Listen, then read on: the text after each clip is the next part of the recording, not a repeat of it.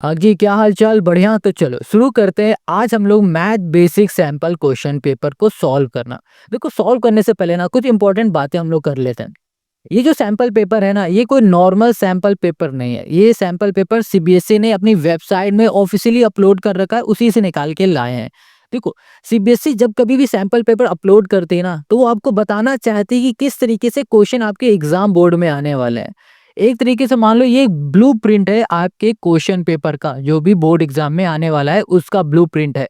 तो अगर इसके पैटर्न को आपने अच्छे से समझा कि किस तरीके के क्वेश्चन आने वाले हैं, उन्हें किस तरीके से सॉल्व करना है, किस तरीके से रिप्रेजेंट करना है, तो आप जो एग्जाम में पैनिक करते हो ना, क्वेश्चन पेपर को देख के डर जाते हो ना, तो वो डर कम हो जाएगा।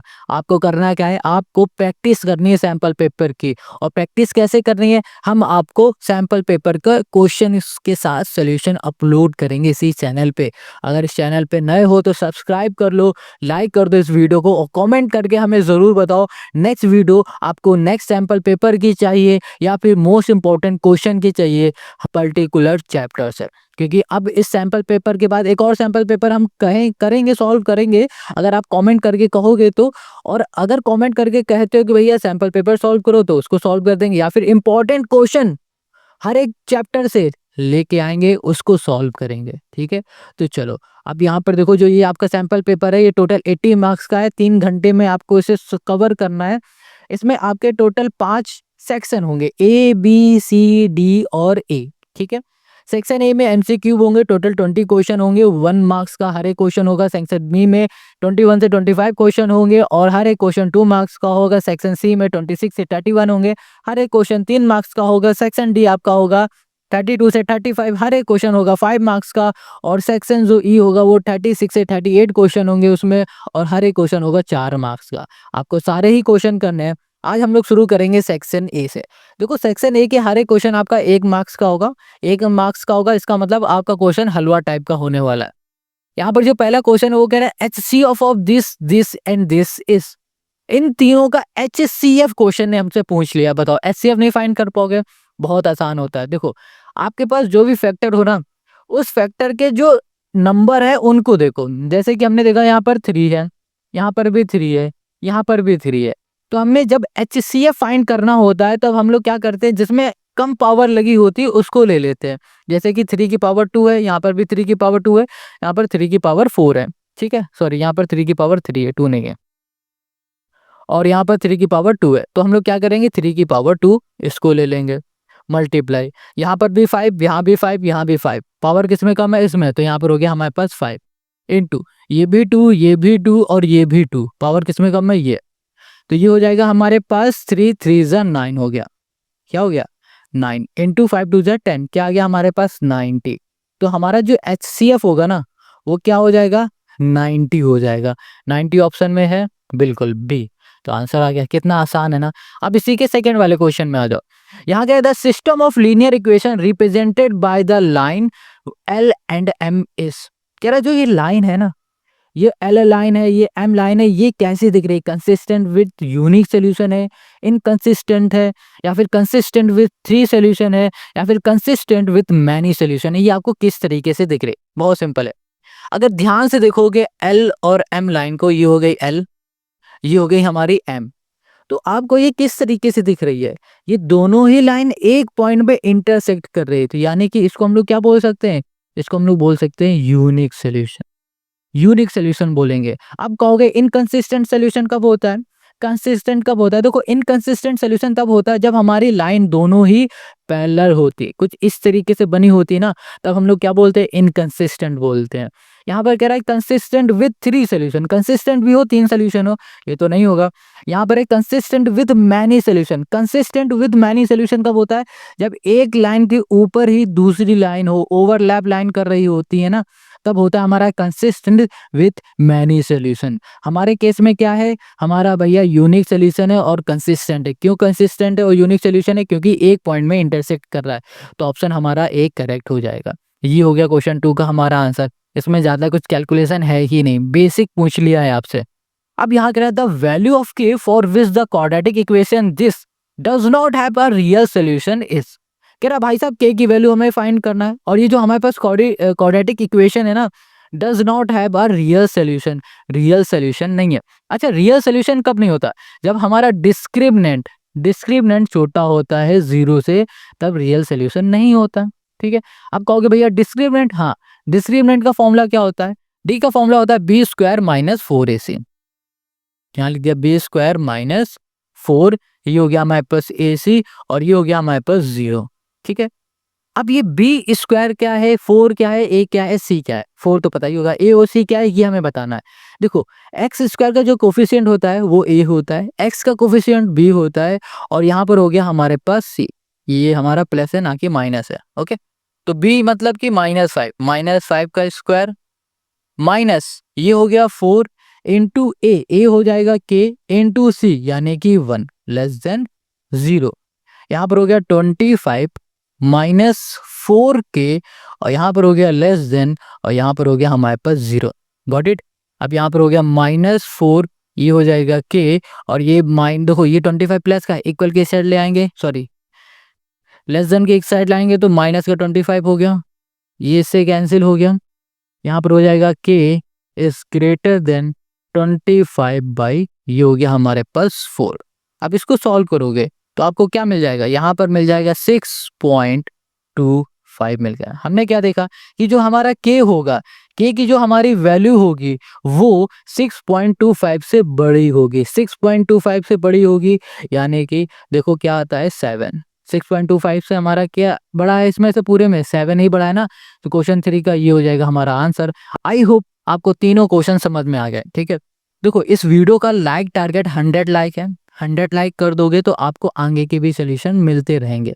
तो जितना जल्दी हो सके 100 लाइक करो, शेयर किया करो, कमेंट किया करो। अच्छा, हर एक बच्चा 2-2 3-3 बार कमेंट करेगा ना तो इजिली 100 लाइक 200 लाइक हो जाएंगे, पता भी नहीं चलेगा। कमेंट करो। यहाँ पर क्वेश्चन जो 4 है ये कह रहा है the distance between the point a comma b and -a comma -b। हमें यहाँ पर क्या करना है? हमें डिस्टेंस फाइंड करना है। डिस्टेंस हम लोग कैसे फाइंड करेंगे? बहुत सिंपल है, हम लोग डिस्टेंस का यहाँ पर फॉर्मूला लगा देंगे। क्वेश्चन है हमारे पास 4, यहाँ पर हो जाएगा a कॉमा बी, कह रहा है डिस्टेंस बिटवीन द पॉइंट, एक ये पॉइंट है दूसरा ये पॉइंट है, इन दोनों पॉइंट के बीच की डिस्टेंस फाइंड करनी है। तो हम लोग डिस्टेंस का फॉर्मूला लगा देंगे, हमारा आंसर आ जाएगा। तो यहाँ पर सोल्यूशन पे आ जाओ, डायरेक्ट हम यहाँ पर फॉर्मूले में वैल्यू को पुट कर दे रहे हैं। फॉर्मूला तो आता ही होगा, नहीं आता है तो भाई साहब डिस्टेंस ना फॉर्मूले को रटो, आप रटना पड़ेगा। आप कोई टाइम नहीं बचा है आपको समझने का, आप सिर्फ रटने का टाइम है, रटो। यहाँ पर हो जाएगा a माइनस ब्रैकेट के अंदर -a, और यहाँ पर हो गया हमारे पास होल स्क्वायर। ठीक है, प्लस ये हो गया हमारे पास b माइनस यहाँ पर हो गया -b, और ये हो गया हमारे पास होल स्क्वायर, ये हो गया। अब इसको सॉल्व करेंगे तो यहाँ पर देखो ब्रैकेट खुलेगा, माइनस माइनस प्लस a क्या हो गया 2a हो गया, तो यहाँ पर हो गया 2a, और ये हो गया हमारे पास होल स्क्वायर, प्लस यहाँ पर हो गया 2b, और यहाँ पर भी हो गया हमारे पास होल स्क्वायर। ओके, तो अभी हमने इतना सॉल्व किया था बट वीडियो रिकॉर्ड नहीं हो पाई, तो कोई दिक्कत नहीं। यहाँ पर हो गया b माइनस b का होल स्क्वायर। ठीक है, अब ये ब्रैकेट हटेगा तो माइनस माइनस हो जाएगा, प्लस a हो जाएगा 2a, और यहाँ पर स्क्वायर लगा 2a स्क्वायर, ऐसे ही हो जाएगा 2b, यहाँ पर स्क्वायर लगाया तो स्क्वायर हो जाएगा। अब देखो ब्रैकेट हटाएंगे तो 2 का स्क्वायर क्या हो जाएगा 4, यहाँ पर हो जाएगा 4a स्क्वायर, प्लस यहाँ पर भी हो जाएगा 4, ये हो गया हमारे पास b स्क्वायर। अब इसको हम लोग सॉल्व करेंगे तो यहाँ पर देखो 4 यहाँ भी है 4 यहाँ भी है, तो 4 को कॉमन ले लेंगे, यहाँ पर आ जाएगा हमारे पास a स्क्वायर प्लस ये हो गया हमारे पास b स्क्वायर। अब हम लोग क्या कर सकते हैं? देखो 4 है ना, ये 2 का स्क्वायर होता है, जैसे कि यहाँ पे लिखा है 4 और रूट लगाए, हम लोग लिख सकते हैं 4 की जगह में 2 का स्क्वायर, 2 से रूट इसका कैंसिल हो जाएगा तो ये 2 हमारा बाहर आ जाएगा, तो 2 बाहर आ गया, अंदर बचा ब्रैकेट में a square plus b square, और यही हो जाएगा हमारे पास इस क्वेश्चन का हमारा सोल्यूशन। देखो ये कहीं दिख रहा है आपको, ये देखो 2 root a square plus b square, तो क्वेश्चन 4 का आंसर हो गया हमारा सी। बहुत सिंपल है। अब ऐसे ही हम लोग आते हैं क्वेश्चन 5 में। यहाँ क्या कह रहा है? कह रहा है in the given figure P Q and P R tangent to a circle centre at O. If angle Q P R equal to 35 then angle Q O R is equal to Q O R. हमें ये बताना है, हमें ये वाला angle find करना है। ठीक है, कैसे फाइंड करेंगे? देखो बहुत सिंपल है, ये देखो हमारी टेंजेंट है, ये भी टेंजेंट है, और एक एंगल हमारा यहाँ बन रहा है, एक एंगल हमारा यहाँ बन रहा है। ये दोनों ही एंगल हमारे कैसे हैं? ये दोनों ही एंगल हमारे सप्लीमेंट्री एंगल है, और सप्लीमेंट्री एंगल जो होते हैं ना वो हमेशा 180 डिग्री के बराबर होते हैं। सप्लीमेंट्री एंगल 180 डिग्री के बराबर होते हैं। तो हम लोग लिख सकते हैं, चलो यहाँ पर आ जाते हैं, बहुत सिंपल है। यहाँ लिखेंगे क्वेश्चन है हमारे पास 5, यहाँ कह देंगे angle Q O R plus angle हो जाएगा हमारे पास क्यू पी आर। ये दोनों ही एंगल हो जाएंगे 180 डिग्री के बराबर, क्योंकि ये दोनों है सप्लीमेंट्री एंगल। देखो सप्लीमेंट्री एंगल हमारे 180 डिग्री होते हैं। एंगल ये हो गया क्यू ओ आर, यहाँ पर हो गया हमारे पास 35 इक्वल्स टू हो गया 180। यहाँ पर हो जाएगा हमारे पास 180 और यहाँ पर हो गया -35 145। ठीक है, ये मिल गया। तो एंगल हमें क्यू ओ आर क्या मिल गया, 145 मिल गया। अब 145 है कहाँ पर, देखो दिख रहा है कहीं, कहीं दिख रहा है, बिल्कुल डी वाला ऑप्शन। तो क्वेश्चन नंबर 5 भी हो गया सॉल्व। देखो कितने आसान क्वेश्चन है। कहीं भी कोई डाउट है ना तुरंत कमेंट करो, जितनी जल्दी हो सके कमेंट कर दिया करो, ठीक है। अब यहाँ पर क्वेश्चन 6 में आ जाओ। यहाँ कह रहा है if triangle this and this are similar, ये दोनों ही ट्रायंगल हमारे कैसा है, सिमिलर है, such that 3AB equals to 2PQ and BC equals to 10 centimetre, then length Q R is equal to, हमें लेंथ क्यू आर फाइंड करनी है। बहुत आसान है, बहुत ज्यादा। सबसे पहले ना यहाँ पर क्वेश्चन हमसे कहा क्या है, देखो क्वेश्चन 5 को देखो। क्वेश्चन ने हमें यहाँ पर क्या, सॉरी क्वेश्चन है 6, क्वेश्चन 6 ने हमें क्या बताया कि हमारे पास जो ट्रायंगल है ए बी और सी, ये जो ट्रायंगल है ना ये ट्रायंगल हमारा सिमिलर है ट्रायंगल पी क्यू आर से। ये दोनों ही ट्रायंगल हमारे कैसे सिमिलर है। अच्छा हमें पता है कि जब कभी भी हमारे दो ट्रायंगल आपस में सिमिलर होते हैं तो उनकी करस्पॉन्डिंग साइड का रेशियो भी आपस में इक्वल होता है। ये बात हमें पता है ना, तो हम लोग सोल्यूशन पे डायरेक्ट ये लिख सकते हैं कि भैया ए बी क्या है हमारे पास, एक साइड होगी, और यहाँ पर क्या होगा पी की दूसरी साइड होगी, तो ये क्या हो जाएंगे, प्रोपोर्शनल हो जाएंगे, equals to B C upon क्या हो जाएगा हमारे पास क्यू आर हो जाएगा। ये बात क्लियर समझ में आ गई। आगे ना जब कभी भी दो ट्रायंगल आपस में सिमिलर होते हैं, जैसे कि बना देते हैं, ये देखो एक ट्रायंगल ये बना दिया, दूसरा ट्रायंगल हमने यहाँ पर बना दिया, ये हो गया हमारा ए, ये हो गया बी, ये सी, पी क्यू आर। हमने क्या कहा कि ये दोनों ही ट्रायंगल हमारे सिमिलर हैं, तब क्या होगा कि ये जो साइड है इससे करस्पॉन्डिंग साइड ये हो जाएगी, ठीक है, ये साइड इसके प्रोपोर्शन हो जाएगी, इक्वल्स टू ये साइड इसके प्रोपोर्शन में हो जाएगी, ये साइड इसके प्रोपोर्शन में हो जाएगी। बस क्लियर है। ये होता है जब सिमिलर होते हैं हमारे कोई ट्रायंगल।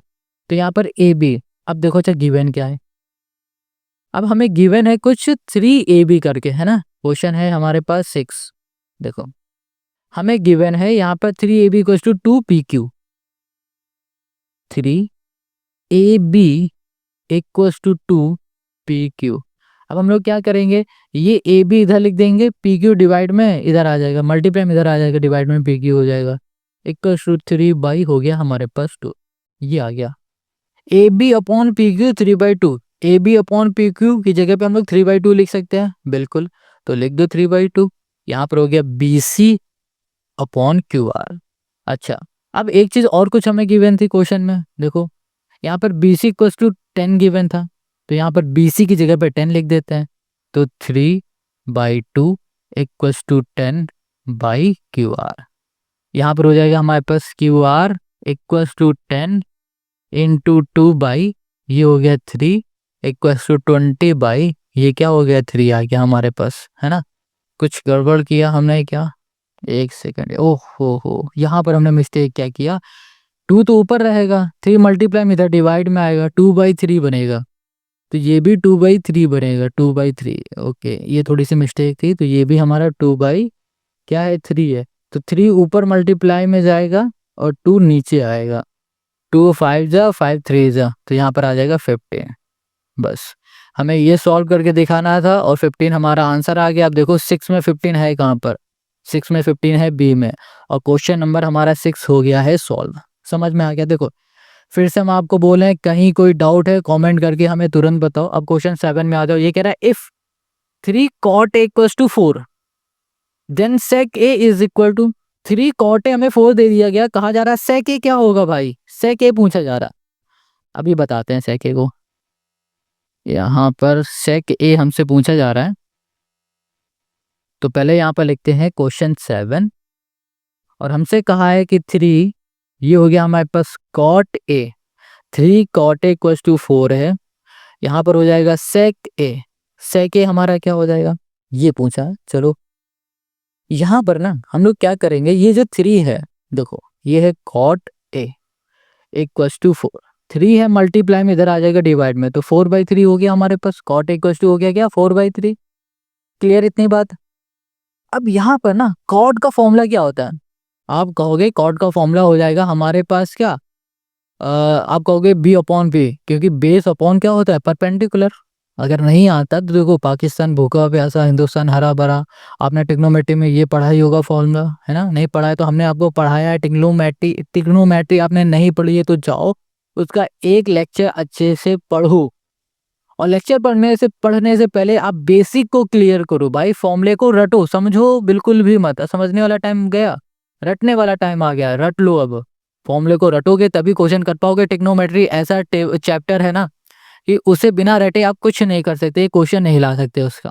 तो चलो ये हो गया, यानी कि अगर हम एक ट्रायंगल बना दें, राइट एंगल ट्रायंगल बना दें और इस एंगल को ए मान ले, तो बेस हो जाएगा 4, परपेंडिकुलर हो जाएगा 3, ठीक है। अगर हम लोग सेक का फॉर्मूला यहाँ पर यूज करते हैं तो सेक का फॉर्मूला होता है H upon B, hypotenuse upon होता है बेस होता है, हाइपोटेनस अपॉन बेस होता है। अगर कैसे भी करके ये जो हाइपोटेनस है ये फाइंड कर ले तो हमें सेक ए की वैल्यू मिल जाएगी। अब ये साइड कैसे फाइंड करें, हमें पता है राइट एंगल ट्रायंगल में अगर 2 साइड हमें पता है, तीसरी फाइंड करनी है तो हम लोग यूज क्या करते हैं पाइथागोरस थ्योरम। तो यहाँ पर पाइथागोरस थ्योरम लगा देंगे, ये हो जाएगा √3² प्लस 4², 3 3 9, 4 4 16, 9 और 16 हो गया 25, और 25 होता है 5 का स्क्वायर, यानी कि हाइपोटेनस हमें क्या मिल गया 5 मिल गया। यहाँ पर क्या मिल गया 5 मिल गया। इतनी बात क्लियर हो गई।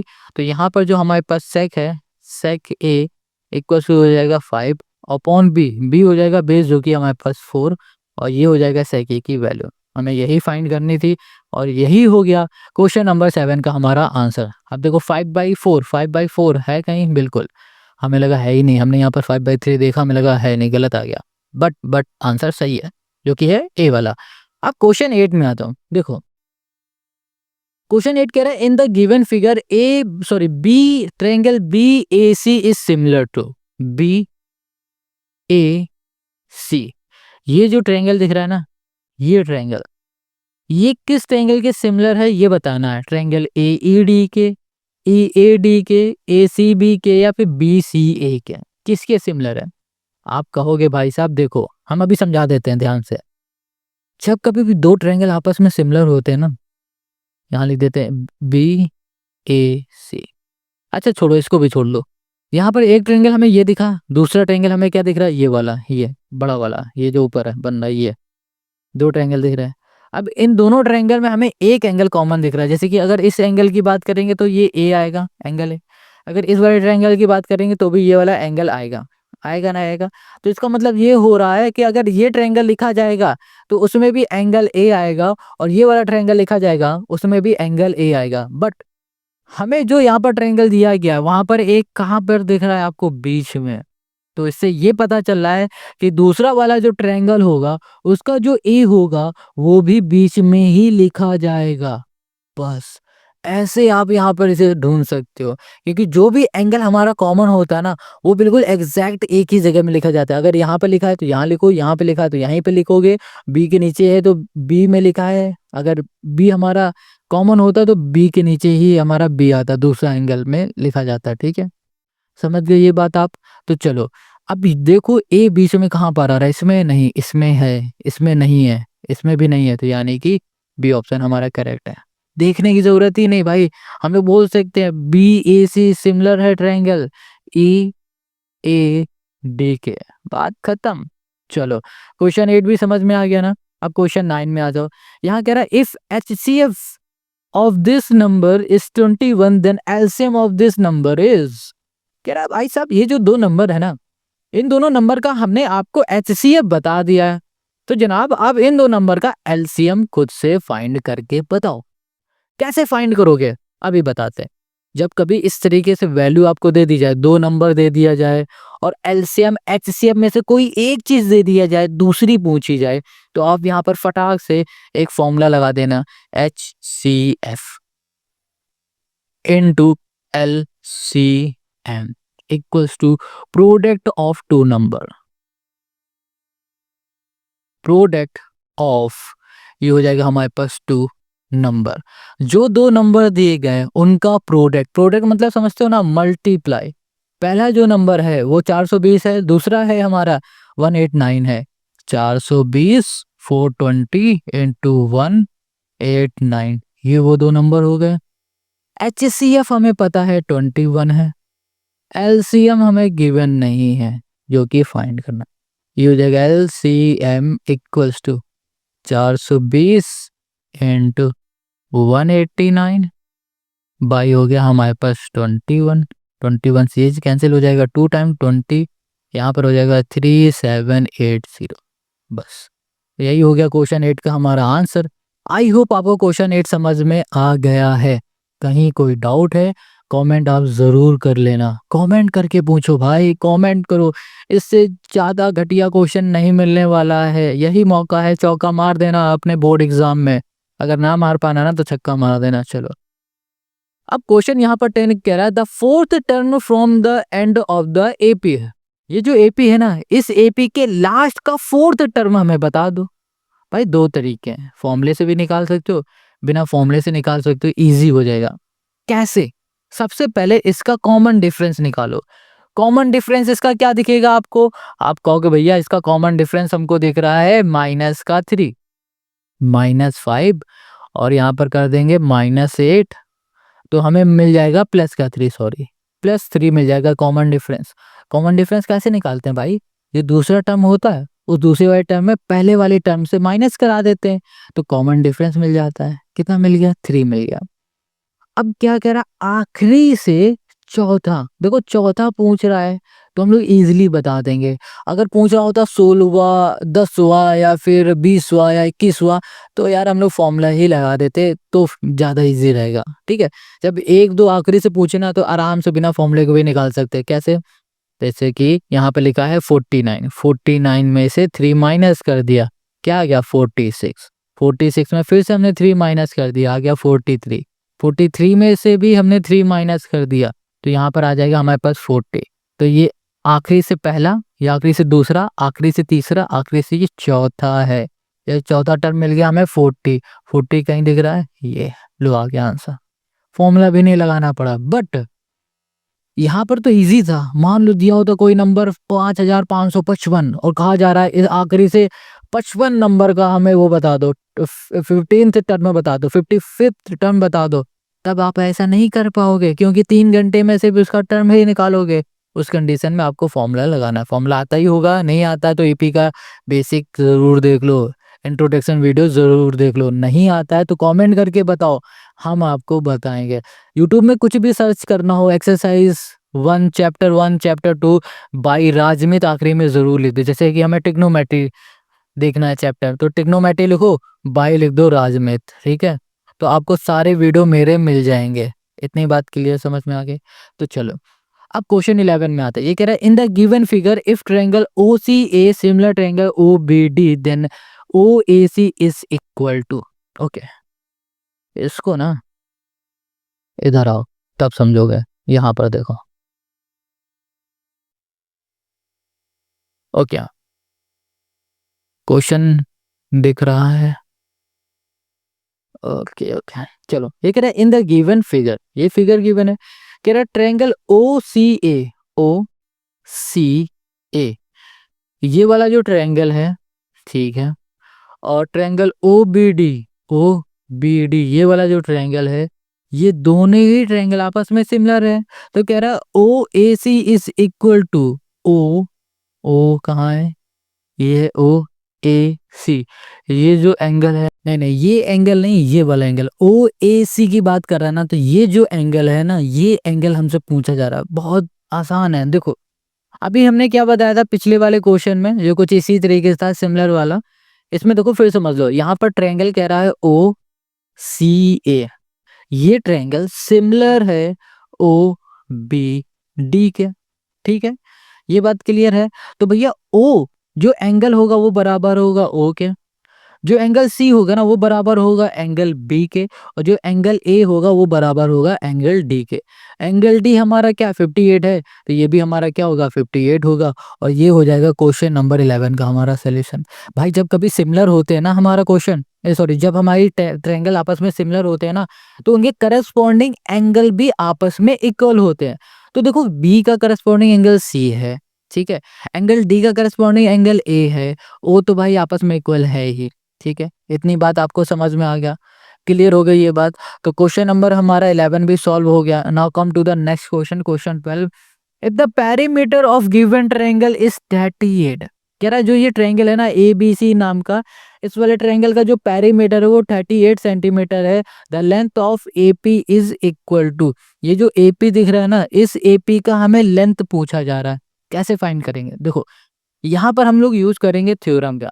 हमारी थ्योरम क्या कहती है? थ्योरम कहती है कि अगर हमारे एक्सटर्नल पॉइंट से कोई दो टेंजेंट बनती हैं, एक्सटर्नल पॉइंट से कोई टेंजेंट बनती हैं, वो टेंजेंट आपस में इक्वल होती है। देखो ये जो हमारा बी है ये एक एक्सटर्नल पॉइंट है, अब इस एक्सटर्नल पॉइंट से हमारी टेंजेंट एक इधर बन गई, दूसरी इधर बन गई, तो ये दोनों ही टेंजेंट आपस में इक्वल होंगे। ये 6 है तो ये भी हमारा क्या होगा 6 होगा। वैसे ही सी ये भी हमारा एक्सटर्नल पॉइंट है, एक्सटर्नल पॉइंट से हमारी कोई टेंजेंट बन रही, ये हमारी एक टेंजेंट हो गई, दूसरी हमारी ये टेंजेंट हो गई। अगर एक्सटर्नल पॉइंट से हमारी कोई दो टेंजेंट बनती हैं तो वो दोनों ही टेंजेंट आपस में इक्वल होती है। ये 8 है तो जनाब ये भी हमारा 8 होगा। फिर से देखो ये जो ए है ना, ये भी हमारा एक एक्सटर्नल पॉइंट है, और इस एक्सटर्नल पॉइंट से हमारी कोई टेंजेंट बन रही है यहाँ पर और यहाँ पर बन रही, तो ये दोनों ही टेंजेंट हमारे इक्वल होंगे। अब हमें ये दोनों टेंजेंट पता नहीं तो इसे एक्स मान लेंगे, तो इसे भी एक्स मान लेंगे, हो गया हमारा काम। समझ में आ गया ना? ये थ्योरम के अकॉर्डिंग हो रहा है, ये बात आपको समझ में आ गई। अब क्वेश्चन कह रहा है एपी क्या होगा ये फाइंड करो। चलो फाइंड करते हैं। सबसे पहले क्वेश्चन ने क्या कहा है कि perimeter of triangle is 38, perimeter दे दिया। क्वेश्चन है हमारा 12, कह रहा है perimeter, perimeter of triangle, triangle का जो पेरीमीटर है ना वो 38 गिवन है। अच्छा पेरीमीटर क्या होता है? पेरीमीटर का मतलब हो रहा है जो ट्रायंगल है, ट्रायंगल की साइडों का sum, total side A B plus B C plus C A. तो यहाँ पर हो जाएगा पेरीमीटर का हो जाएगा A B plus B C plus C A equals to 38, ठीक है।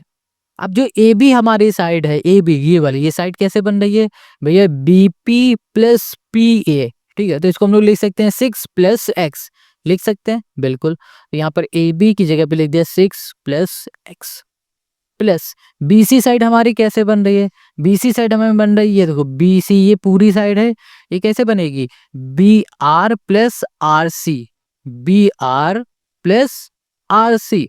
तो यहाँ पर बी सी को बनाने के लिए 6 प्लस 8 कर देंगे, तो हमें यहाँ क्या मिल जाएगा 14, यहाँ पर आ गया हमारे पास 14 प्लस सी ए, सी ए साइड हमारी कैसे बन रही है? ये सी ए है, तो भैया Q C plus Q A, तो 8 प्लस क्या हो जाएगा एक्स हो जाएगा हमारे पास। ये हो गया हमारे पास 8 प्लस एक्स इक्वल्स टू 38, ये आ गया क्लियर। एक्स प्लस एक्स हो गया हमारे पास 2x, यहाँ पर हो जाएगा हमारे पास 14 और 6 हो जाएगा 20, 20 और 8 हो जाएगा 28, 28 इक्वल्स टू 38।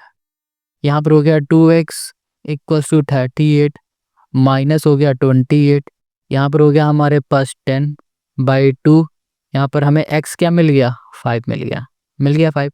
x हमने क्या माना था? हमने x को मान लिया था भैया, AP साइड को भी x माना था और इस वाली साइड को भी x माना था, तो ये भी 5 है ये भी 5 है। हमसे सिर्फ पूछा क्या है AP, AP हमें क्या मिल गया 5, और ये हो गया क्वेश्चन नंबर 5 का हमारा आंसर, है ना? कितना सिंपल।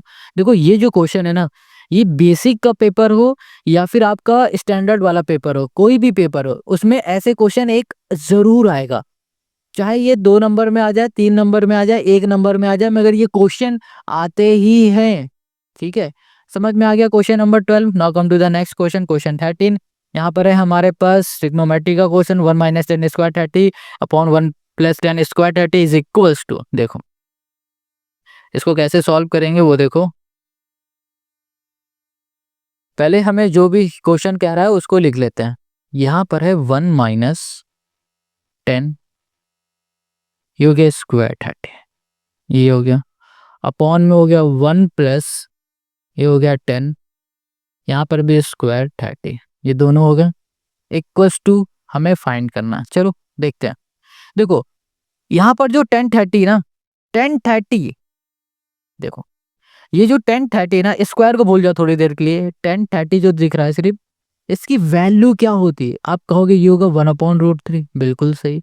तो इसकी जगह पे 1/√3 हम लोग पुट कर देंगे, तो यहाँ पर आ जाएगा 1 माइनस 1/√3 और ये हो गया हमारे पास स्क्वायर, और डिवाइड में आ जाएगा 1 प्लस 1/√3 और यहाँ पर भी हो जाएगा हमारे पास स्क्वायर हो जाएगा।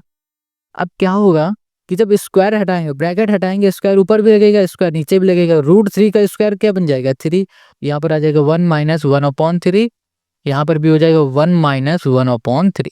अब हम लोग क्या करेंगे, अब हम लोग एलसीएम ले लेंगे। क्या करेंगे? एलसीएम। तो एलसीएम लेंगे तो हमें क्या मिलेगा, यहाँ पर एलसीएम ले लो, 3 मिल गया, तो 3 माइनस 1, ये यहाँ पर भी 3 मिल जाएगा, तो 3 माइनस 1, यहाँ पर आ जाएगा हमारे पास 2/3, यहाँ पर भी आ जाएगा हमारे पास 2/3, इसका इससे मल्टीप्लाई, इसका इससे मल्टीप्लाई, तो यहाँ पर आ गया हमारे पास 2 इंटू 3, डिवाइड में भी आ जाएगा 2 इंटू 3, है ना, यहाँ पर 3/2। ओके, एक सेकंड कुछ गड़बड़ है, ये प्लस है, यहाँ पर भी प्लस होगा, यहाँ पर भी प्लस होगा, तो ये हो जाएगा हमारे पास 4। क्या हो जाएगा 4, तो 4 का मल्टीप्लाई हम लोग 3 से करेंगे, 4 का मल्टीप्लाई 3 से, तो 2 से ये चला गया हमारा और ये हो जाएगा हमारे पास 3, तो यहाँ पर आंसर आ जाएगा हमारे पास 1/2। बस ये हो गया क्वेश्चन नंबर 13 का हमारा सोल्यूशन। ठीक है, यहाँ पर छोटी सी मिस्टेक थी, यहाँ पर प्लस था ना, यहाँ पर बस गलती से माइनस हो गया, बस वही हो गया। तो क्वेश्चन 13 हमारा सॉल्व हो गया। Now come to the next question, question 14 कह रहा था total surface area of solid hemisphere of radius r is. क्या कह रहा है? कह रहा है कि the total surface area of solid hemisphere, एक कोई सॉलिड हेमिस्फीयर है ना, उसका टोटल सरफेस एरिया, यार यहाँ पर ना हमसे क्या पूछ रहा है, हमसे यहाँ पर फॉर्मूला पूछ रहा है। क्या पूछ रहा है? हमसे फॉर्मूला पूछ रहा है। तो भैया total surface area of solid hemisphere of radius r, radius की जगह पे आ रहा है, तो जब total surface area of solid hemisphere का फॉर्मूला क्या होगा? आप कहोगे 3πr², तो 3 हमारे पास ये है, πr² ये है, तो ये क्वेश्चन का आंसर हो गया।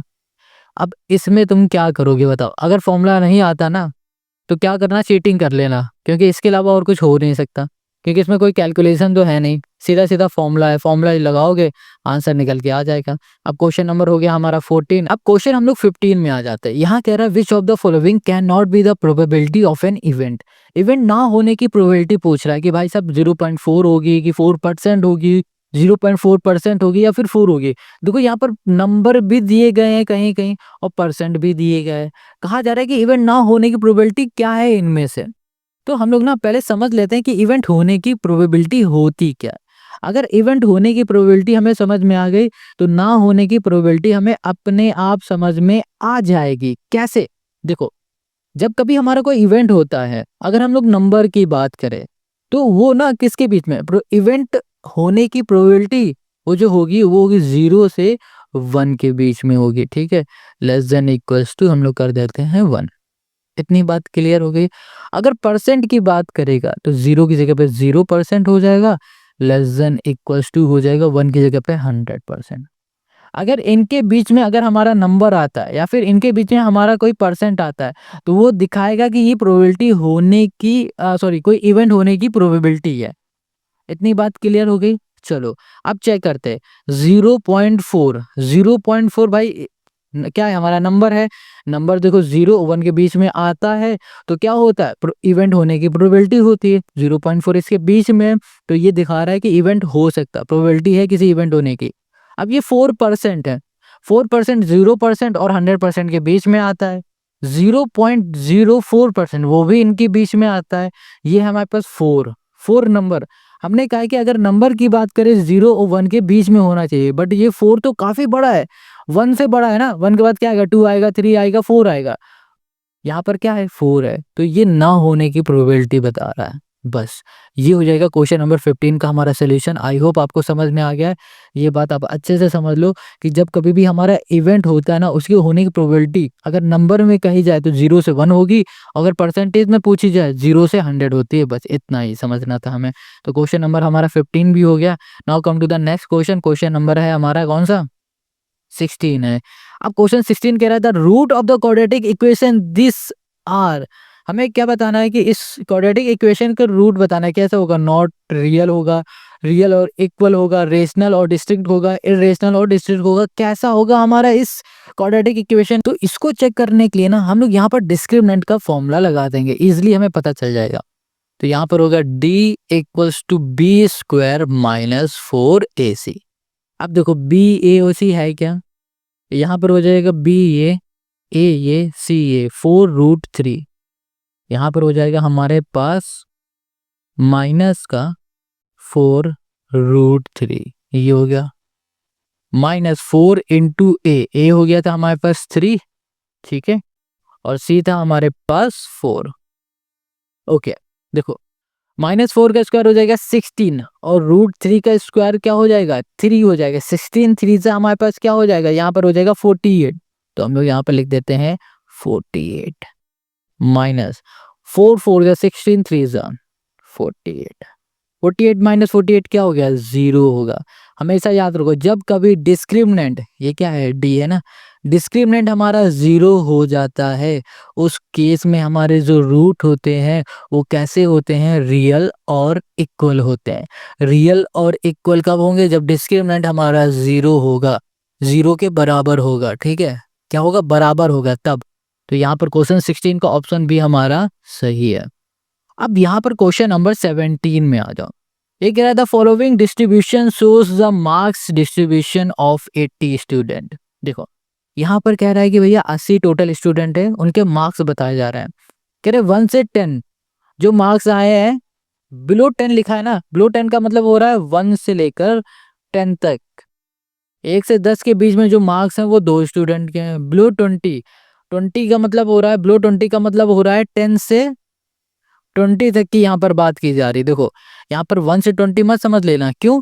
क्योंकि जनाब यहाँ पर ना 1 से 10 तो इधर आ गया है, बचा हुआ हमारा कहाँ पर आएगा? यहाँ पर।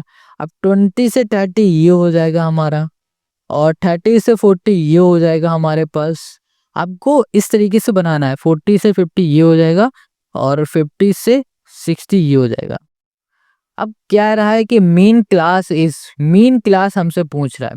मीन क्लास निकालने के लिए हम लोग सबसे पहले एन को फाइंड करते हैं, ठीक। हमने अभी सॉल्व किया, रिकॉर्ड नहीं हुआ, फिर से बताते हैं। एन क्या होता है? Total number of student. कितने हैं हमारे पास? 80 है, तो 80/2 हो गया। हमें क्या मिल गया? n/2 40। अब 40 कहाँ लाए करेगा भैया? 28 में नहीं करेगा, नहीं करेगा, क्योंकि 28 तो 40 छोटा है। 56 में लाई करेगा, क्योंकि 56 40 से बड़ा है। तो यहाँ पर इसकी जो क्लास होगी ना 30 से 40 वाली, यही हो जाएगी हमारी मीन क्लास। 30 से 40 हमारा क्या है यहाँ पर? ये है सी। तो क्वेश्चन नंबर हो गया 17 का हमारा आंसर। समझ में आ गया कितना? देखो सिंपल क्वेश्चन है, बहुत आसान क्वेश्चन है सारे के सारे।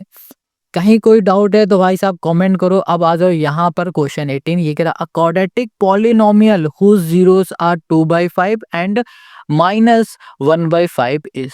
कह रहा है कि भैया कोई हमारे पास ना एक क्वाड्रेटिक पॉलिनोमियल है, 4 दे दिए गए, इनके जो जीरो है 2/5 है और -1/5 है। तो बताओ ये किस वाले क्वाड्रेटिक पॉलिनोमियल के जीरोस हैं? समझ में आ गया? अब कैसे फाइंड करेंगे? बहुत सिंपल है। देखो question 18, a quadratic polynomial whose zeros are this and this is. कह रहा है कि भैया हमें वो क्वाड्रेटिक पॉलिनोमियल बताओ फाइंड करके कि जिसके जीरो ये है।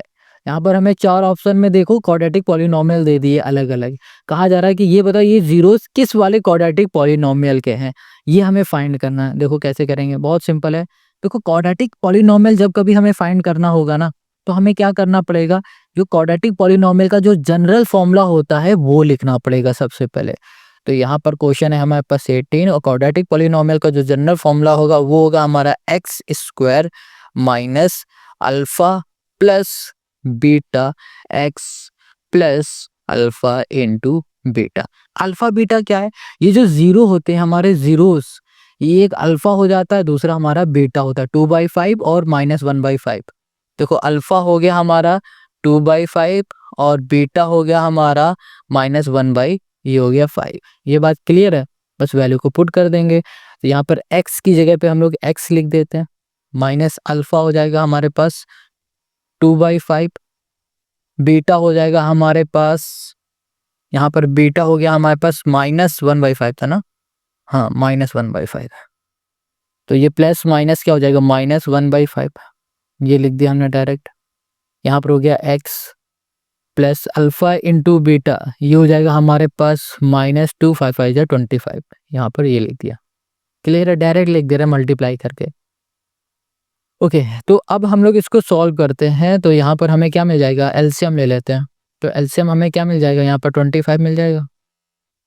एलसीएम में 25 के तो कैसे आएगा भाई साहब, इसका भी एलसीएम अगर आप लोगे तो 25 आ जाएगा, इस तरीके से आया।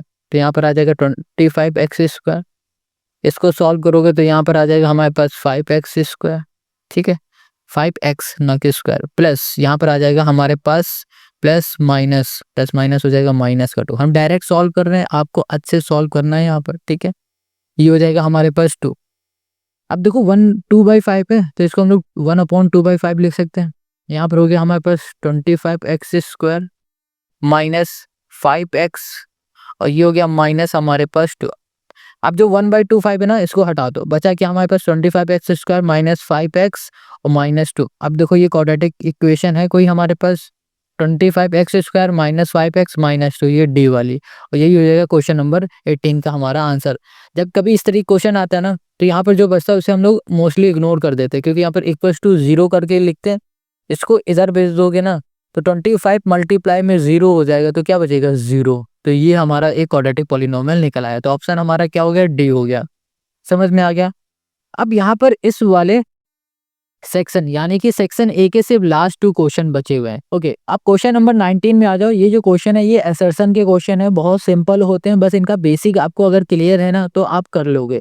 यहाँ पर कह रहा है the sequence this is an AP. क्या ये जो नंबर की सीरीज दिख रही है ये क्या एपी है? हमें पता है कोई भी नंबर की सीरीज अगर उसका डिफरेंस सेम होगा या फिर बोलो डिफरेंस कॉमन होगा सभी में, तो उसे हम लोग एपी कहते हैं। -1 करोगे 0, -1 करोगे 0, तो हम क्या देख रहे हैं कि इसका जो डिफरेंस है ना वो सेम है, तो हम लोग इसे एपी बोल सकते हैं। रीजन क्या कह रहा है, if an AP an minus an -1 is consistent, यानी कि अगर इनके बीच का डिफरेंस हमारा सेम है ना, कंसिस्टेंट मतलब क्या, सेम है, बराबर है, तो उसे हम लोग एपी बोलते हैं। रीजन भी सही है और हमारा असर्शन भी सही है, तो हम लोग क्या बोलेंगे, both A and B are true. हो गया क्वेश्चन नंबर 19 का हमारा सोल्यूशन, ठीक है। अब क्वेश्चन 20 में आ जाओ। कह रहा है 2 + √3 × √3 इज एन इरेशनल नंबर। बिल्कुल है। देखो √3 का मल्टीप्लाई 2 में करोगे तो क्या आ जाएगा, 2√3 आ जाएगा, प्लस √3 × √3 कर दोगे क्या आ जाएगा, 3 आ जाएगा। तो हमें पता है भैया इसका मल्टीप्लाई जब इसमें करेंगे तो हमें रिजल्ट जो मिलेगा वो इरेशनल मिलेगा। इरेशनल कैसे, रूट लगा है ना, तो ये इरेशनल हो गया। आगे कह रहा product of 2 irrational number is always irrational. कह रहा है कि अगर 2 नंबर का हम लोग मल्टीप्लाई करते हैं, प्रोडक्ट मतलब मल्टीप्लाई करेंगे, तो वो हमेशा जो रिजल्ट देगा ना वो इरेशनल देगा। अगर हम लोग √3 × √3 करेंगे तो क्या आएगा, 3। अब 3 हमारा रेशनल है या इरेशनल, आप कहोगे रेशनल है, तो यहाँ पर इसका जो रीजन है ना ये गलत है। तो हम लोग देखेंगे क्या कह रहा है, both assertion A and R true and reason R is not correct. Okay, तो ये नहीं होगा, ये गलत है ना, ये नहीं, ऑप्शन सी होगा, क्योंकि इसमें कह रहा है assertion A is true but reason R is false, तो ऑप्शन सी सही हो गया। तो क्वेश्चन नंबर हमारा 20 हो गया, और क्वेश्चन 20 के साथ ही साथ सेक्शन ए हमारा पूरा कंप्लीट हो गया। अब बचा क्या है, सेक्शन बी, सेक्शन सी और सेक्शन डी। अब सेक्शन बी के क्वेश्चन नंबर 21 के ए में आ जाओ। देखो अब अच्छे क्वेश्चन आने की शुरुआत हुई है। देखो सेक्शन बी का हर एक क्वेश्चन होगा आपका 2 मार्क्स का, ठीक है। यहाँ पर क्वेश्चन ए कह रहा है Px, y is a point equidistant from this point and this, prove that x - y = 0। देखो क्वेश्चन हमें क्या बता रहा है कि एक सेक्शन बी का जो 21 का ए है, ये क्वेश्चन हमसे क्या कह रहा है कि एक पॉइंट हमारे पास P है, ठीक है, ये हो गया x, y, ये पॉइंट हो गया। अब दूसरा पॉइंट हमारे पास A है जो कि हो गया 4, 3, दूसरा पॉइंट ये हो गया। तीसरा पॉइंट हो गया हमारे पास P जो कि हो गया 3, 4 हो गया। कह रहा है कि जो ये P पॉइंट है ना इक्वी डिस्टेंस है, यानी कि जितनी डिस्टेंस A और P के बीच में है ना उतनी ही डिस्टेंस P और B के बीच में भी है, सेम डिस्टेंस में। यानी कि हम लोग बोल सकते हैं कि AP बराबर है PB के। ये बात क्लियर समझ में आ गई, ठीक है। अब यहाँ पर डिस्टेंस की बात हो रही है तो हम लोग यहाँ पर क्या करेंगे, डिस्टेंस का फॉर्मूला यूज करेंगे। तो यहाँ पर डिस्टेंस का फॉर्मूला हम लोग यूज कर लेते हैं। यहाँ पर हो जाएगा हमारे पास x माइनस 4 का होल स्क्वायर, AP में डिस्टेंस फॉर्मूला यूज कर रहे हैं, प्लस y माइनस 3 का होल स्क्वायर इक्वल्स टू, अब PB में भी हम लोग डिस्टेंस फॉर्मूला यूज करेंगे तो ये हो जाएगा x माइनस 3 का whole square plus y minus 4 का होल स्क्वायर। ये हो गया हमारे पास। इतनी बात क्लियर हो गई। अब इसको सॉल्व करो। देखो रूट से रूट हटा दो पहले, तो यहाँ पर हो जाएगा a माइनस बी का होल स्क्वायर का फॉर्मूला, तो यहाँ पर होगा a स्क्वायर यानी कि x square plus b square यानी कि 4 का स्क्वायर 16 प्लस 2ab, और सॉरी माइनस 2ab, क्योंकि a माइनस b का होल स्क्वायर फॉर्मूला लगा रहे हैं, a square plus b square minus 2b, 4 2 8x हो गया, प्लस सेम इसमें भी यही फॉर्मूला हो जाएगा, a square plus b square, b मतलब 9 का 3 का स्क्वायर 9 माइनस 2ab, 3 2 6, ये हो गया y। अब इधर आओगे a माइनस बी का whole square, a square plus b square minus 2ab, 3 2 ये हो जाएगा हमारे पास 6, 3 2 यहाँ पर 6, ठीक है। यहाँ पर हो गया हमारे पास 6x हो गया है ना, ठीक है। यहाँ पर भी होगा a स्क्वायर, ये हो जाएगा a square plus b square minus 2ab, 8y हो गया, ये आ गया। तो कुछ एक्स स्क्वायर है, एक्स स्क्वायर से एक्स स्क्वायर कैंसिल, ये भी प्लस का ये भी प्लस का, कैसे देखो अगर एक्स स्क्वायर को उठा के इधर ले आओगे तो ये प्लस का हो जाएगा, ये माइनस का हो जाएगा, कैंसिल हो जाएगा, इसीलिए हम लोग दूर से भी कैंसिल कर सकते हैं। ये भी प्लस का 16 है, ये भी प्लस है 16, कैंसिल। ये माइनस का 8x है, ये भी माइनस का 8y, अच्छा ये नहीं होगा, तो यहाँ पर 8x 8y को छोड़ देते हैं। यहाँ पर हमारा किससे जाएगा, देखो 9 ये है, 9 ये भी कैंसिल हो जाएगा, वाई स्क्वायर ये भी प्लस का, वाई स्क्वायर ये भी प्लस का, ये भी कैंसिल। यहाँ बच रहा है सिर्फ हमारे पास क्या, माइनस का 8x और माइनस का 6y। इधर क्या बच रहा है, माइनस का 6x और माइनस का 8y इधर बच रहा है, ठीक है।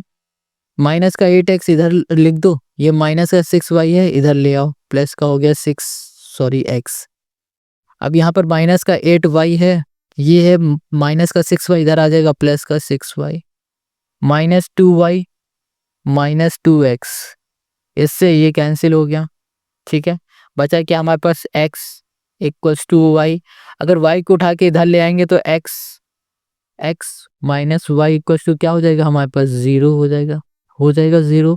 हमें यही प्रूफ करके लाना था और यही हो गया क्वेश्चन नंबर 21 का ए का हमारा सोल्यूशन, है ना, कितना इजी। अब आ जाते हैं क्वेश्चन नंबर 21 के बी वाले में। देखो ये क्या कह रहा है, ये कह रहा है in the given figure triangle ABC, ये जो फिगर है ना इसमें ABC की, देखो ये ट्रायंगल है, इज एन इक्विलैटरल ट्रायंगल, ये एक इक्विलैटरल मतलब इसकी साइडें जो है ना वो सभी सेम है। इक्विलैटरल ट्रायंगल ऐसा ट्रायंगल होता है जिसकी तीनों साइडें आपस में इक्वल होंगी, ये अगर 2 है तो ये भी 2 होगा, ये भी 2 होगा। यहाँ कह रहा coordinate of vertices A and B are 0,3, जो हमारा A और B है ना, A हो गया हमारे पास 0,3, ठीक है। B क्या हो गया हमारे पास 0,-3 हो गया respectively. Find the coordinate of point P, ये जो पॉइंट जो C है ना, इस पॉइंट का हमें कोऑर्डिनेट फाइंड करना है, x, y ये फाइंड करना है। देखो सबसे पहले जब कभी हमें कोई भी कोऑर्डिनेट फाइंड करना हो तो याद आपको क्या रखना है, याद आपको ये रखना है कि जो हमारा पॉइंट है वो बन किस में रहा है, एक्स एक्सिस में बन रहा है कि वाई एक्सिस में बन रहा है। ये देखो जो हमारा पॉइंट है ये एक्स एक्सिस में बन रहा है। जब कभी भी हमारा पॉइंट एक्स एक्सिस में बन रहा होगा उस वाले केस में जो y होगा ना वो हमेशा 0 होगा, यानी कि हमें यहाँ पर जो y वाला पॉइंट है वो मिल चुका है। y पॉइंट हमें क्या मिल गया, 0 मिल गया 0। हमें अब सिर्फ क्या फाइंड करना है, ये x पॉइंट, अगर x मिल गया हमारा काम हो जाएगा। ये बात आपको समझ में आ रही है ना समझ में, ठीक है। अब ये कैसे फाइंड करेंगे वो देखो। सबसे पहले यहाँ पर क्या देखना है आपको कि भाई साहब यहाँ पर जो a कोऑर्डिनेट है वो बताते हैं 0,3, x 0 है, y क्या है 3। अच्छा इसी में देख लो ये जो a पॉइंट है ना ये किस में बन रहा है, y एक्सिस में बन रहा है, y एक्सिस में बन रहा है तो x 0 हो गया। ये एक्स एक्सिस में बन रहा था तो वाई हमारा 0 हो गया। याद रखो, ये हमारा फिर से वाई एक्सिस में बन रहा है तो क्या हो गया, एक्स 0 हो गया। जो हमारा पॉइंट जिस एक्सिस में बनेगा ना उसका अपोजिट एक्सिस हमारा 0 हो जाएगा। जैसे एक्स में बना तो वाई 0, वाई में बना तो एक्स 0, ये बात याद रखना। तो यहाँ पर y हमें पता है 3, यानी कि ये जो पॉइंट है ये 3 हो गया, यानी कि 0 से लेकर 1 तक की जो डिस्टेंस है वो क्या हो गई, 3 हो गई। अब देखो ये जो पॉइंट है -3 है, ये पॉइंट हमारा क्या है, -3 है। तो ये टोटल हमारा जो पॉइंट बना वो कितना हो जाएगा, ये टोटल हमारा ए बी जो बन रहा है ए बी, ये कितना हो गया हमारे पास 6 हो गया भाई। 3 ये 3 ये क्या हो गया हमारे पास 6 हो गया। यानी कि इस वाले की जो डिस्टेंस है वो 6 है, तो ये भी 6 होगा, ये भी 6 होगा, क्योंकि ये हमारे इक्विलेटरल ट्रायंगल है, क्वेश्चन एक है। और हमें पता है इक्विलेटरल ट्रायंगल की तीनों साइडें आपस में कैसी होती हैं, इक्वल होती हैं। तो ये भी 6, ये भी 6, ये भी 6। अब हमें बस यहाँ पर पता लगा लेना है कि ये पॉइंट हमारा कौन सा है, ये पॉइंट। तो इसके लिए हम लोग क्या करेंगे, इसके लिए हम लोग देख पा रहे हैं कि ये हमारा एक, इसमें हम लोग यूज कर देंगे पाइथागोरस थ्योरम और हमें ये पॉइंट मिल जाएगा इजिली। ठीक है, तो हमें ये वाली साइड भी पता है, ये भी साइड पता है, हमें बस ये फाइंड करना है। तो इसमें पाइथागोरस थ्योरम यूज कर देंगे, इतना ही बात कर रहे हैं। इसमें हम लोग पाइथागोरस थ्योरम यूज कर देंगे तो हमें ये साइड मिल जाएगी। अब देखो क्वेश्चन नंबर 21, क्वेश्चन 21 का अब बी में आ जाओ। देखो यहाँ पर ना ए बी साइड हमें पता है कितना है, 6। ठीक है, और हमें ए सी साइड भी पता है वो भी 6 है। ओके, हम लोग क्या करेंगे, ट्रायंगल लेते हैं। इन ट्रायंगल ए, यहाँ पर हो जाएगा हमारे पास ओ सी, ए ओ सी ट्रायंगल ले लिया। ठीक है, अब इसमें यूज करेंगे पाइथागोरस, बाय यूजिंग पाइथागोरस। ठीक है, पाइथागोरस थ्योरम यूज कर रहे हैं। तो यहाँ पर हो जाएगा हमारे पास ओ सी स्क्वायर, दिख रहा है आपको, ओ सी स्क्वायर इक्वल्स टू हो जाएगा हमारे पास, ये हो जाएगा हमारे पास क्या, ए सी स्क्वायर, ए सी स्क्वायर। ठीक है, माइनस ये हो जाएगा हमारे पास ए ओ स्क्वायर, ए ओ, ये हो गया हमारे पास स्क्वायर। अब यहाँ पर ओ सी, तो ओ सी रहेगा भाई साहब, देखो ये ओ सी है, हमें ये नहीं पता ना, यही तो फाइंड कर रहे हैं। तो यहाँ पर ओ सी लिख दिया, स्क्वायर हटाया, यहाँ पर रूट आ गया। ए सी हमारे पास क्या है, ए सी हमें पता है 6, और 6 का स्क्वायर होता है 36, माइनस ए ओ क्या है, ए ओ हमें पता है 3 है, क्या है 3। तो यहाँ पर 3 का स्क्वायर क्या हो जाएगा, यहाँ लिख देते हैं ए ओ, ए ओ क्या है 3, 3 का स्क्वायर क्या होता है भाई साहब, आप कहोगे 9। अब इसे सॉल्व कर दो, तो यहाँ पर क्या आ जाएगा, रूट में हमारे पास ये आ जाएगा हमारे पास कितना, 27। तो ये 3 3 जा 9, 3 9 या 27, यानी कि 3√3 हम लोग लिख सकते हैं इसे, 3√3 सेंटीमीटर। ठीक है, हमें ओ सी पता चल गया कि इसकी जो डिस्टेंस है वो कितनी है, 3√3 है, यानी कि जो हमारा एक्स है वो क्या हो गया, 3√3 हो गया। वाई हमने पहले ही बता दिया था, क्या था हमारा, 0 था। तो हमारा इसका कोऑर्डिनेट क्या हो गया, एक्स कॉमा वाई क्या हो जाएगा, 3√3, 3√3 कॉमा 0। ठीक है, पॉइंट जो हमारा सी था, पॉइंट जो हमारा सी था वो क्या हो गया, 3√3 कॉमा 0। और यही हो गया क्वेश्चन 21 का बी का हमारा आंसर, है ना। कितना सिंपल, देखो सारे क्वेश्चन बहुत आसान है सेक्शन बी के, बहुत इजीली सॉल्व कर लोगे। स्टैंडर्ड होता तो थोड़ी टफ लगता, बट ये नहीं है। अब क्वेश्चन 22 में आ जाओ, कह रहा है into concentric circle. Concentric circle मतलब दो ऐसे सर्कल जिनका सेंटर सेम है। ठीक है, a chord of length 8 centimetre of the larger circle touch the smaller circle if the radius of the larger circle is 5 centimetre, then find the radius of the smaller circle. Radius find करना है। देखो question आ जाओ 22 में। Okay, question 22 है। पहले हम लोग दो कॉन्सेंट्रिक सर्कल बना लेते हैं। ये लो एक सर्कल ये हो गया, ठीक है, और एक सर्कल हमारा ये हो गया। कॉन्सेंट्रिक सर्कल मतलब एक ऐसा सर्कल जिसका सेंटर सेम हो, दो ऐसे सर्कल जिनके सेंटर सेम हो। यहाँ पर ओ कर दिया। अब यहाँ पर एक कॉर्ड बन रही है, ये जो कॉर्ड है ए बी, इसकी नेमिंग कर देते हैं। ये हो जाएगा ए, ये हो गया हमारे पास बी, सेंटर से यहाँ तक आई, ये हो गई रेडियस छोटे वाले की, और ये हो गई रेडियस बड़े वाले की। इसको एम बोल दो, कुछ भी बोल दो, ठीक है। तो क्वेश्चन हमसे क्या कह रहा है, find the radius of the smaller circle. Smaller जो सर्कल है ना, इसकी रेडियस, यानी कि हमें ओ एम ये फाइंड करना है, ठीक है। और ओ आर हमें गिवन है, ओ आर देख लेते हैं। इफ द टू सेंट की कॉर्ड इज 8 सेंटीमीटर, ये जो कॉर्ड है ये 8 सेंटीमीटर की हो गई, ठीक है, समझ में आया। The larger circle touch the smaller circle if the radius of the larger is 5 centimetre, ये हमें 5 पता है। अब हमसे कह रहा है ये देखो, हमें ये पूरा ए भी पता है 8 है, ए भी पता है 8 है, और ये ए एम की अगर बात करें तो ये क्या हो जाएगा 4 हो जाएगा। जब कभी भी कॉर्ड रेडियस हमारी टच करती है कॉर्ड को, ठीक है, कॉर्ड को बोलो या फिर टेंजेंट को बोल दो, टेंजेंट को जब भी हमारी रेडियस टच करेगी तो वो क्या हो जाएगा बाइसेक्ट कर देगी इक्वली पार्ट में। तो ये हमारा ए एम बराबर हो जाएगा एम बी, और ये हो जाएगा 90 डिग्री का हमारा, क्योंकि ये परपेंडिकुलर बन जाता है, ये 90 डिग्री है तो ये पूरा 8 है, तो ये क्या हो जाएगा 4, ये भी हो जाएगा 4। हमें यहाँ पर ओ एम फाइंड करना है, ये वाली रेडियस। तो हम लोग क्या करेंगे यहाँ पर यूज कर देंगे पाइथागोरस थ्योरम, तो हमें ये तीसरी साइड मिल जाएगी, एक साइड ये पता है दूसरी ये पता है, तीसरी हम लोग इजीली फाइंड कर लेंगे, है ना, कितना सिंपल।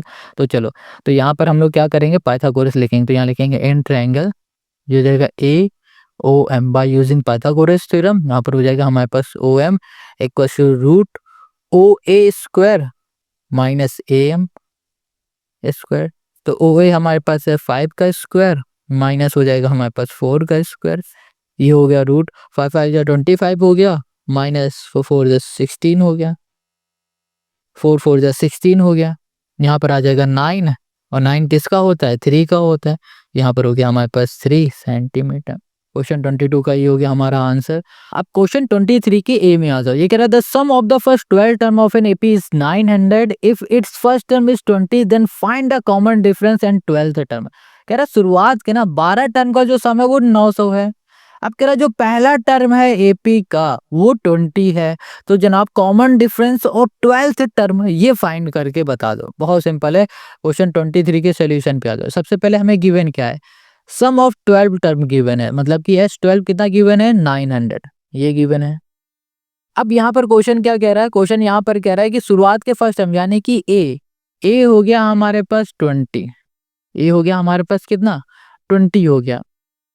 अब क्वेश्चन कह रहा है कि डी फाइंड करो, कॉमन डिफरेंस फाइंड करो और 12th टर्म फाइंड करो, ठीक है, 12th टर्म हमें फाइंड करना है, 12 टर्म फाइंड करना है। कैसे करेंगे, सम ऑफ 12 टर्म दिया ना, पहले इसको देखो, इससे हम लोग डी फाइंड करेंगे।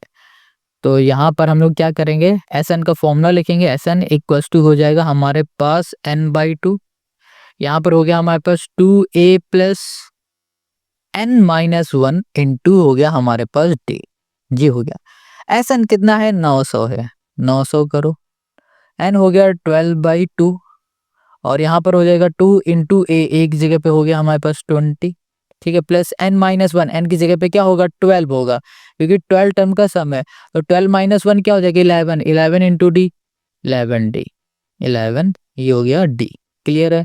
यहाँ पर हो जाएगा हमारे पास 6, इससे करोगे तो 3 जाएगा, 3 3 जा 9 और 3 2 जा, यहाँ पर हो गया हमारे पास 150 हो गया 150। ये 40 मल्टीप्लाई में है ना, 2 इंटू 20 करोगे 40, प्लस का हो जाएगा इधर आएगा माइनस का हो जाएगा हमारे पास 40, ये हो जाएगा हमारे पास 40 इक्वल्स टू 11, ये हो गया हमारे पास डी। यहाँ पर हो गया हमारे पास 110, 11 मल्टीप्लाई में इधर आ जाएगा डिवाइड में, कितना आ गया हमारे पास 10 आ गया। तो यहाँ पर हमें डी क्या मिल गया 10 मिल गया, हमें यहाँ पर डी मिल चुका है 10, कॉमन डिफरेंस हमें क्या मिल गया 10 मिल गया। अब हमें फाइंड क्या करना है 12th टर्म फाइंड करना है, यानी कि ए एन। तो यहाँ पर हो जाएगा हमारे पास a plus n-1 into D, n-1 into D. ए हमारे पास क्या है 20 है, प्लस n हमारे पास क्या है कॉमन डिफरेंस, n हो गया, सॉरी n कॉमन डिफरेंस नहीं, n हो गया हमारे पास 12-1, डी हमें पता है कितना है 10 है, तो यहाँ पर हो गया 20, यहाँ पर हो गया प्लस 11 इंटू 10 110, ठीक है, यहाँ पर हो गया 130। ये हो गया क्वेश्चन नंबर 23 का हमारा आंसर। क्वेश्चन नंबर 23 में हमें ए एन फाइंड करना था, हमने कर लिया, या फिर बोलो A12 फाइंड करना था, 12th टर्म हमने फाइंड कर लिया, और कॉमन डिफरेंस फाइंड करने के लिए कहा था वो भी हमने यहाँ पर कर लिया। क्वेश्चन 23 के बी वाले क्वेश्चन में आ जाओ। यहाँ कह रहा है the sum of the first n term of an AP is represented by this, find a common difference. शुरुआत के एन टर्म को कुछ इस तरीके से रिप्रेजेंट किया जा रहा है और आपको कॉमन डिफरेंस फाइंड करना है। कैसे फाइंड करोगे, देखो क्वेश्चन 23 है, हल्का सा शायद कॉम्प्लिकेटेड आपको लगे बट है बिल्कुल नहीं। यहाँ पर लिखा है Sn equals to 6n minus n square, ये है। अब कह रहा है कि शुरुआत के n टर्म को कुछ इस तरीके से रिप्रेजेंट किया जा रहा है, तो आप d फाइंड करो। कैसे d को फाइंड करोगे? बहुत सिंपल है। हम लोग क्या करेंगे, हम लोग ना n की जगह पे 1 पुट कर देंगे। चलो 1 को पुट करेंगे तो S1 हो जाएगा इक्वल्स टू 6 इंटू 1 माइनस 1 का स्क्वायर। तो क्या हो जाएगा, 6 1 जा 6, यहाँ पर आ गया 5। तो हमें क्या पता चल रहा है कि शुरुआत के 1 टर्म का जो सम है ना वो 5 है। समझो क्या कह रहा है, शुरुआत के पहला जो टर्म है उस टर्म का जो सम है वो 5 है। समझ में आ गया ना आपको? देखो यहाँ पर एक एपी बना देते, एक एपी ये है, दूसरा ये एपी ये है, दूसरा एपी का टर्म ये है, तीसरा टर्म ये है, चौथा टर्म ये है। अब हमने कहा कि पहला टर्म 5 है और हमने कह दिया पहले टर्म का सम ही 5 है। बात एक ही रहेगी, हमेशा ये बात याद रखना, पहला टर्म या पहले टर्म का सम वो एक ही साउंड कर रहा है, ठीक है। तो हमें यहाँ पर पता चल गया जो ए है वो हमें क्या मिल गया, 5 मिल गया। अब हम लोग क्या करने जा रहे हैं, n इक्वल्स टू 2 रखेंगे। n इक्वल्स टू 2 क्या आएगा, दो टर्म का सम, पहला और दूसरे टर्म का हमें सम मिलेगा, पहले और दूसरे टर्म का सम, ठीक है। तो यहाँ पर हो जाएगा s, ये हो गया 2 इक्वल्स टू 6 इंटू 2 माइनस 1, और सॉरी 2 का स्क्वायर। तो यहाँ पर हो जाएगा हमारे पास 12 माइनस 4 इक्वल्स टू हो गया 8। तो देखो शुरुआत के दो टर्म का जो सम है ना, पहला टर्म a को रिप्रेजेंट कर देते हैं, दूसरा टर्म a2 हो गया, इन दोनों का जो टर्म है, इन दोनों का जो सम है वो 8 मिल गया। समझ में आ गया? देखो ये 2 क्या बता रहा है, ये बता रहा है पहला और दूसरा इन दोनों टर्म का सम 8। पहला टर्म a1 से रिप्रेजेंट किया है, दूसरे टर्म को हम लोग a2 से रिप्रेजेंट करेंगे। हमें यहाँ पर पहला टर्म तो पता है 5 है, बट क्या हमें दूसरा टर्म पता है? नहीं। तो दूसरा टर्म फाइंड करने के लिए हम लोग यहाँ पर फॉर्मूला लिख देंगे, a1 plus n minus 1 into D, ठीक है। ये फॉर्मूला लिख देंगे, इक्वल टू क्या हो गया हमारे पास 8 हो गया। ये बात क्लियर हो गई। यहाँ पर हो जाएगा 5, a की जगह पे हम लोग क्या लिख देंगे 5, क्योंकि 5 हमें पता है, plus n minus 1, n minus 1 n की जगह पे क्या हो जाएगा हमारे पास 2, 2 में 1 जाएगा, 1 1 इंटू डी मतलब डी इक्वल्स टू 8। यहाँ पर हो गया 10 प्लस डी इक्वल्स टू 8, यहाँ पर d equals to 8 minus 10 equals to, हमें डी क्या मिल गया, माइनस 2 मिल गया। हमें डी ही फाइंड करना था ना, और हमने यहाँ पर डी फाइंड कर लिया, यानी कि हमें कॉमन डिफरेंस फाइंड करना था, हमने यहाँ पर कॉमन डिफरेंस को फाइंड कर लिया। ये हो गया क्वेश्चन नंबर 23 का हमारा आंसर। समझ में आ गया है ना, कितना सिंपल। अब आ जाओ क्वेश्चन नंबर 24 में।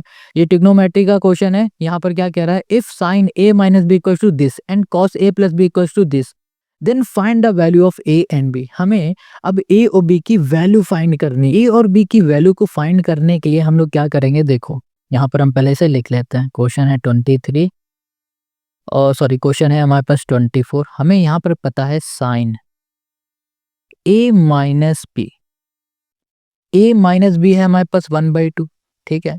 और यहाँ पर हो गया हमारे पास कॉस, ये हो गया हमारे पास a plus b, a plus b हो जाएगा हमारे पास 1/2। देखो यहाँ पर ना 1/2, ये जो आपको 1/2 दिख रहा है ना, हम लोग 1/2 की जगह पे क्या लिख सकते हैं, साइन 30, क्योंकि हमें पता है साइन 30 की वैल्यू क्या होती है, 1/2 होती है। यहाँ लिख दिया sine a minus b equals to sine, यहाँ पर कर दिया 30। लिख सकते हैं ना, साइन से साइन कैंसिल हो गया, a माइनस बी हमें क्या मिल गया, 30 मिल गया। ऐसे ही इधर आ जाओ, यहाँ पर लिखा हमने cos a plus b equals to 1/2 है, 1/2 की जगह पे हमने क्या लिख दिया, कॉस, यहाँ पर हो जाएगा हमारे पास 60, ठीक है। तो यहाँ पर कॉस से कॉस कैंसिल हो गया, ये हो गया हमारे पास a plus b equals to 60।